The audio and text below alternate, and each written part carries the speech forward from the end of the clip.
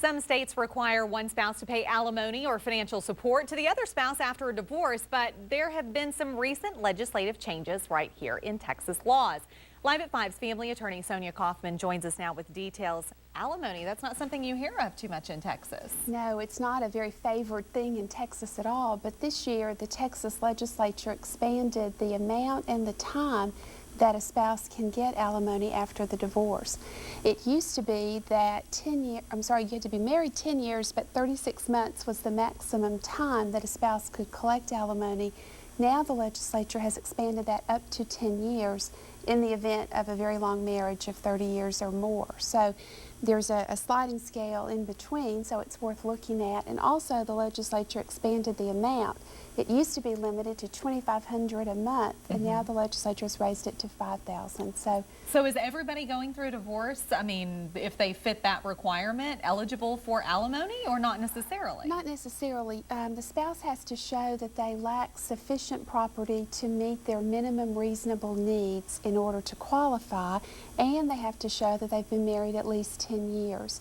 So not everyone will meet that parameter, but there are expanded options for people who do. So if you fit in those parameters, you may want to check with your attorney before you follow through with that divorce. Absolutely. Yeah. Well, let's go to our KFDM News Facebook page. We've got several questions. When does common law take effect? And I gather this reader wants to get out of a relationship before it does. Yeah, he finishes up, so I'll know when to ditch her before he does. Wow.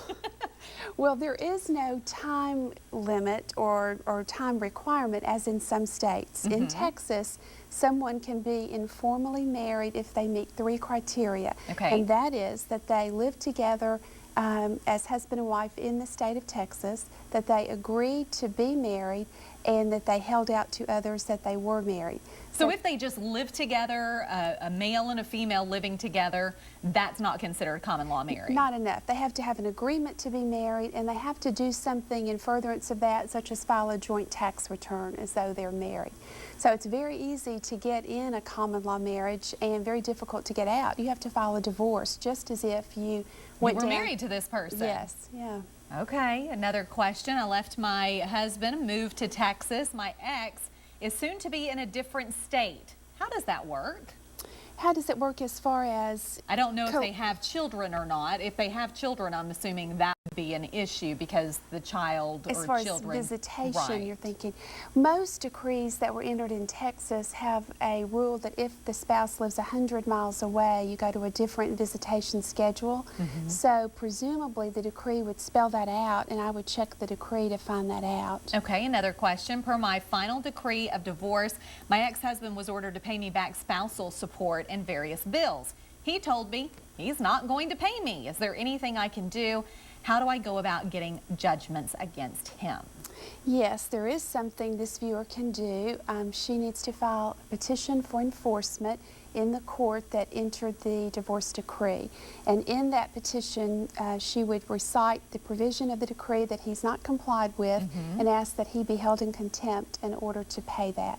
If the court finds the spouse in contempt, the court can also order an award of attorney's fees at the same time.